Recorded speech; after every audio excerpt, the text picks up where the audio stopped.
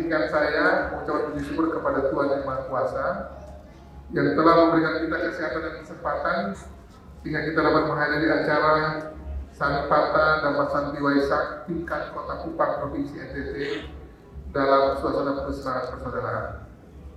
Acara Sanipata Dhammasanti yang kita rayakan di Kota Kupang merupakan rangkaian dari Hari Raya Tri Suci Waisak.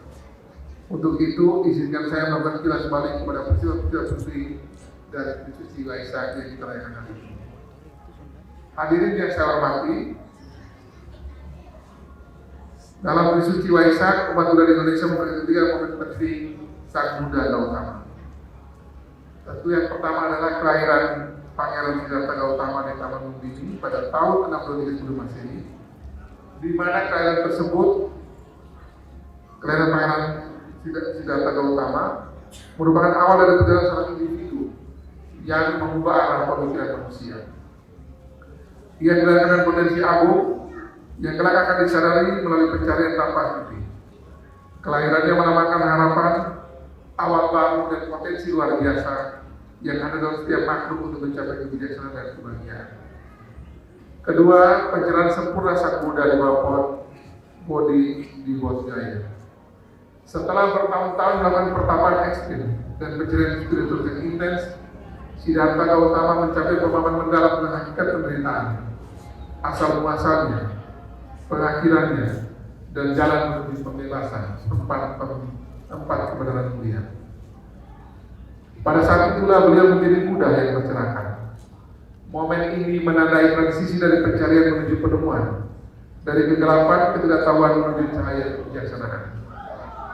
Pencerahan ini mengajarkan bahwa pembebasan sejati dapat dicapai melalui upaya diri sendiri tanpa bergantung pada entitas eksternal, melainkan melalui pengembangan batin, moralitas dan kebijaksanaan. Ketiga yang tak kalah penting adalah Parinibbana atau wafatnya Sang Buddha di Kushinagar pada usia 80 tahun.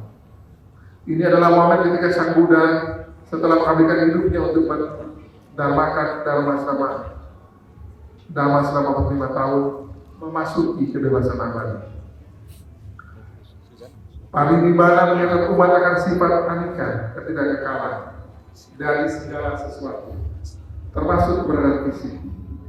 Namun, Parinibbana juga menegaskan bahwa ajaran damanya adalah abadi dan tetap menjadi panduan bagi umat manusia.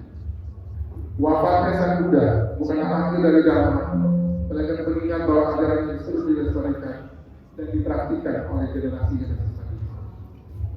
Hadirin yang saya hormati, lebih dari sekedar seremoni keagamaan, Sanipata Dhammasanti adalah manifestasi nyata dari semangat kebersamaan dan kedamaian yang berakar kuat dalam nilai-nilai Dhamma. Di tengah dinamika kehidupan sosial dan global yang terus bergerak, momentum ini menjadi oase penting untuk merekatkan kembali simpul-simpul persaudaraan dan memperkokoh fondasi bangsa.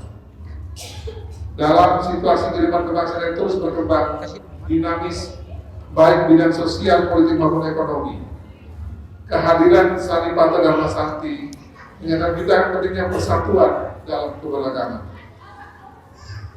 Kita diajarkan untuk duduk bersama, saling memaafkan, merenungkan kembali ajaran leluhur yang mengajar cinta kasih, welas asih, dan gotong royong.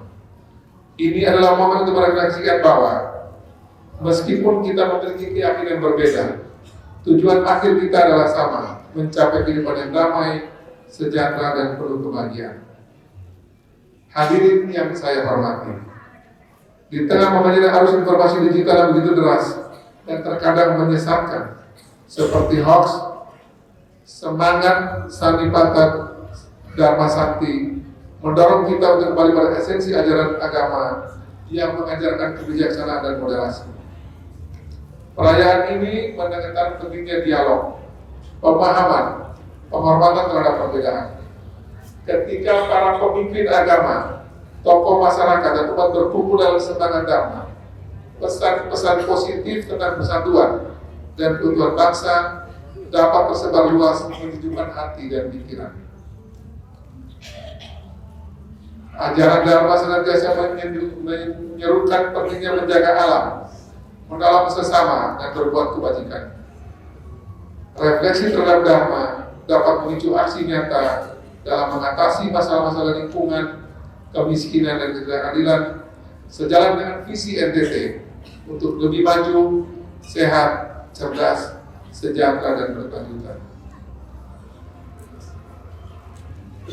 Ini kita lagi acara di lingkungan sekitar ini juga acara di Kalgasan. Dan ini tadi mestinya Pak Wali Kota bicara duluan. Jadi semoga dalam ada waktu buat saya punya agenda Wali Kota. Demikian beberapa hal yang dapat saya sampaikan pada kesempatan yang baik ini.